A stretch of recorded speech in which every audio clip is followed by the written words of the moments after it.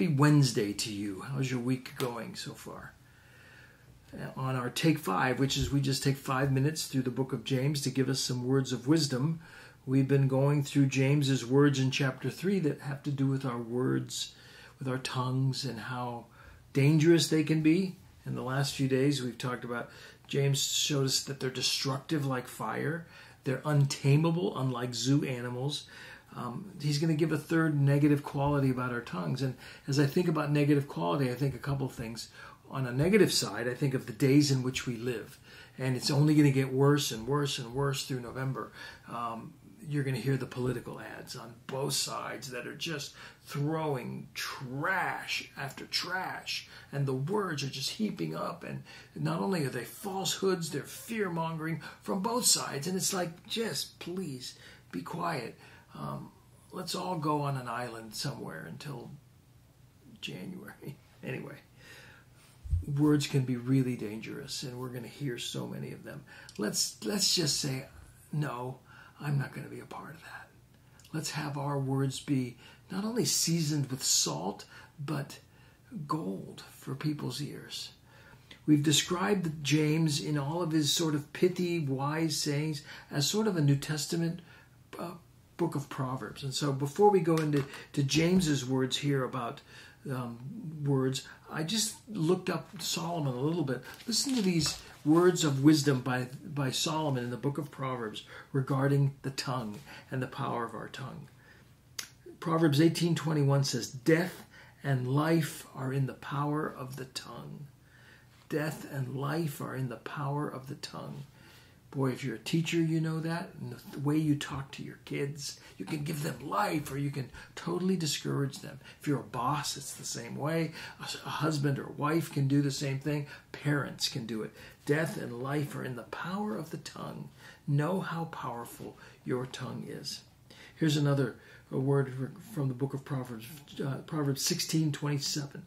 A perverse man spreads strife. We've all known people like that every time they open their mouth, this huge Grand Canyon of division. Maybe it's at a family reunion. Maybe it's at work. But a perverse person spreads strife. And then the opposite of that, you see this in chapter 10. Some people's words are a fountain of life. When they speak, you listen, and it's like to a thirsty person, it's the water fountain that just quenches your thirst. A fountain of life. Choose to do that today to somebody. Maybe it's writing a note. Words can also be how you write, but may our words be fountains of life. Just a couple more from Solomon here. Righteous lips are the delight of kings. Chapter 16 and verse 13. Righteous lips are the delight of kings.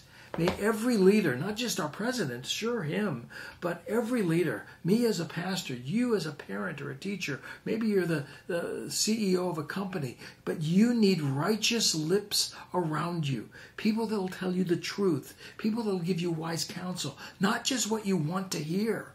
People that, in a sense, are not just in your court, but people that can challenge you and tell you righteous things, right things. We're going to spend all our time today in Proverbs. Tomorrow we'll finish James. Proverbs 17 and verse 28. Even a fool may pass for wise if he says nothing. I like that. A fool even seems wise until they open their mouth. I could be sitting in a room full of physicists. I've got a couple of friends that used to teach physics at Kent State University. And as long as I kept quiet, my ignorance of the physical universe and of physics was unknown. As soon as I said something regarding the second law of thermodynamics or something else that I picked up somewhere, then immediately my foolishness was known. Even a fool may pass for wise if he says nothing. And then I'll end with this one from Proverbs 15:23. To make an apt answer is a joy to a person, and a word in season, how good it is. A word in season, how good it is. That word of encouragement when your spouse absolutely needs it. That word in season when your kids come home and they've been discouraged. A word in season. What's the word in the season right now? Let's use our lips wisely, as Solomon would encourage us. Let's use our words in season to bring people joy.